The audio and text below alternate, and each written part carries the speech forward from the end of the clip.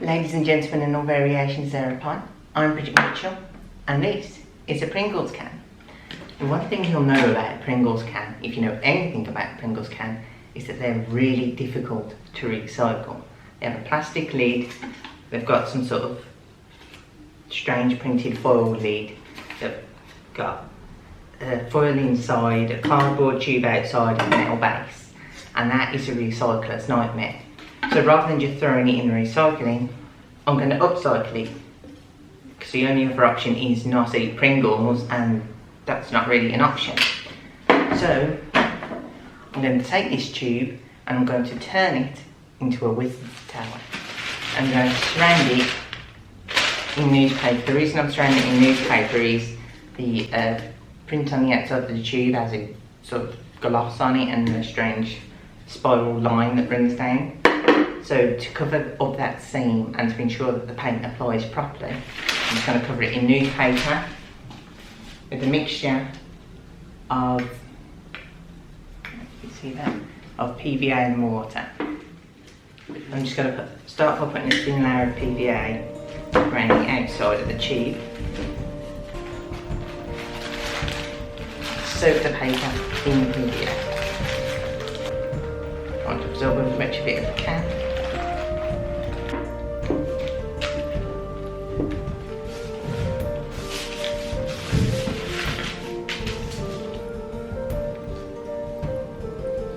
Pringles can.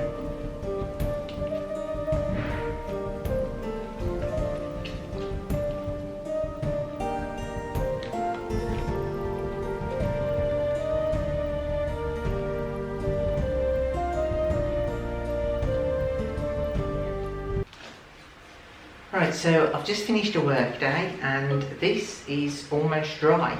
It's slightly damp in some areas, but basically dry enough for us to continue working on. Now, one of the reasons why I covered this in a layer of newspaper was because that this now creates a texture. The creases and lines that are across much of the surface are just going to be used as part of the masonry, but where the paper is torn or become extremely crumpled, these are areas that I'm going to use to put in some features and design to the actual tower. And as you can see here, it's become rather crumpled. So this should be an ideal place for the weathering to have taken place for the whole. Around this area, it's rather smooth. So this area is not going to have much interest. It might be the place where we put a window. The first step in creating the spiral stair is to draw out many circles using the lid as a template. These can then be cut into quarters and glued together to make the steps.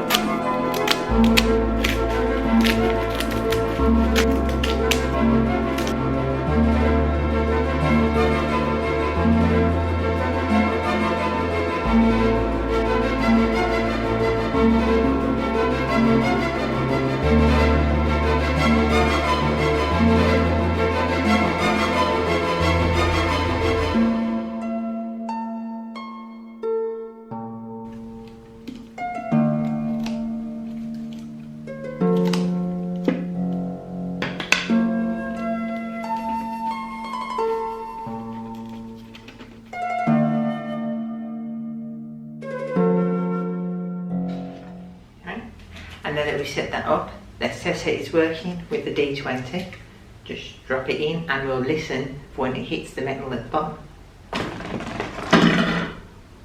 Sounds like a nat 20 to me. And when it comes to the top of the dice tower, I want to have a conical sloped roof, sort of a stereotypical fantasy tower, and onto that I'm going to build tiles and features and things. And we want the opening to be sort of this sort of size. So to construct it, I'm going to use a thin cardboard box.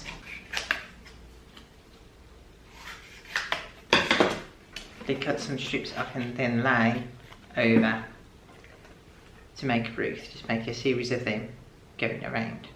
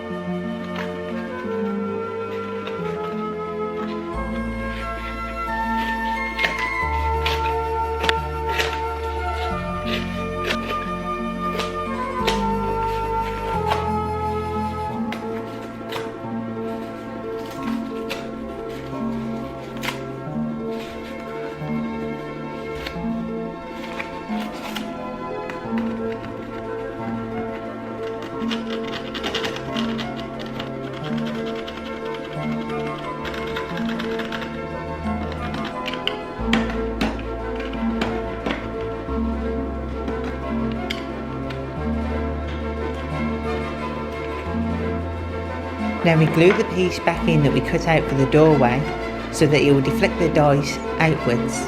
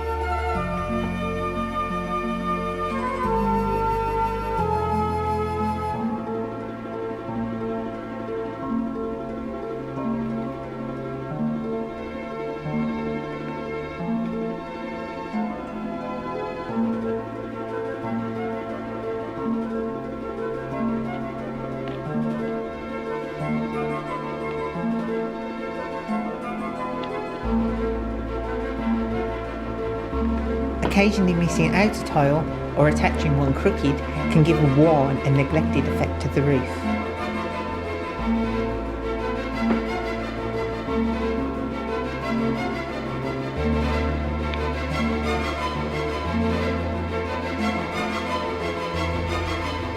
You'll notice here that a hole has been torn into the roof to give it a further weathered effect.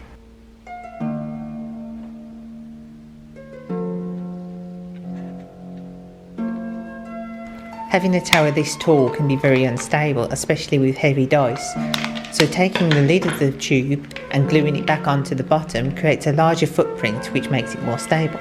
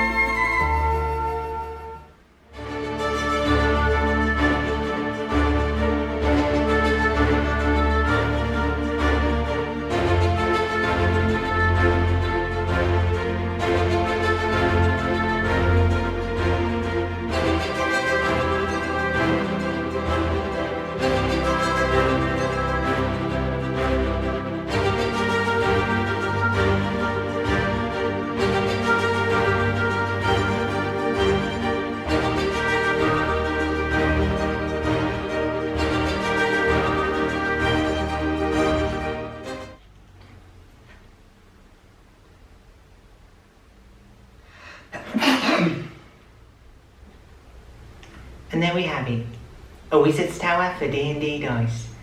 And with that complete, there's only one thing left to do. Roll for friends.